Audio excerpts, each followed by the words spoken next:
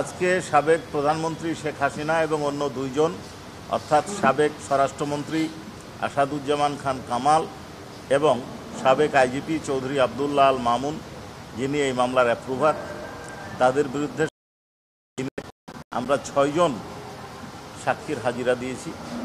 এর মধ্যে এখন পর্যন্ত 3 জন সাক্ষী জেরা এবং জবানবন্দি গৃহীত হয়েছে।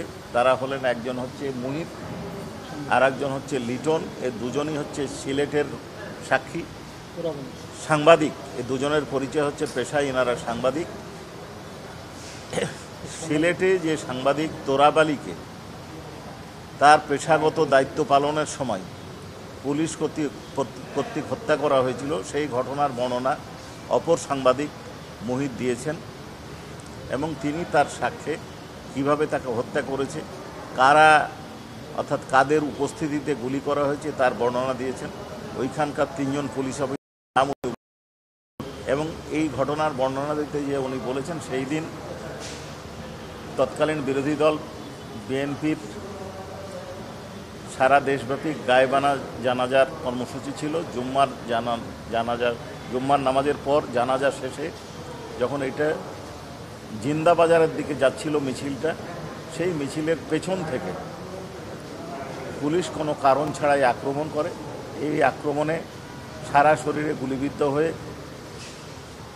সাংবাদিক আবু তোরাব পড়ে যান, বসে পড়েন এবং ওইখানে কোনো যানবাহন না থাকায় উনি নিজেই রিকশাতে করে প্রথমে নিয়ে যান সিএনজির কাছে, তারপরে সিএনজিতে করে নিয়ে যান। উনি আরও একটা কথা বলেন যে উনি পুলিশকে নিষেধ করেছিলেন যে আমরা সাংবাদিক পেশাগত দায়িত্ব পালন করছি, হাত তুলে ইশারা করেছিলেন, তারপরেও তাদেরকে লক্ষ্য করে গুলি চালনা করা হয়েছিল। আর বাকি যে সাক্ষ্যগুলো, আর একজন সাক্ষী আর এক পত্রিকার সাংবাদিক, উনি একই ঘটনার বিবৃতি করবেন বা বিবৃতি দিবেন, এই কারণে তাকে আমরা টেন্ডার করেছি। আসামি পক্ষ থেকে তাদের যে সিজার উইটনেস ডাক্তারকে আমরা সাক্ষী দিয়েছি।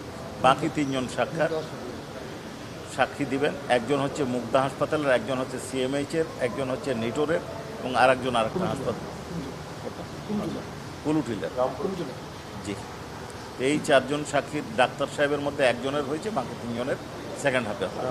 এই মামলায় তারা বলেছেন যে আমি যেদিন জবানবন্দি দিয়েছি অর্থাৎ আয়ুষ সাহেবের কাছে বক্তব্য দেওয়ার পরে উনি আল জাজিরা এবং বিবিসিতে যে ডকুমেন্টারি সেটা দেখেছেন, তাতে গুলি চালানোর জন্য সরাসরি নির্দেশ দিয়েছেন প্রধানমন্ত্রী শেখ হাসিনা।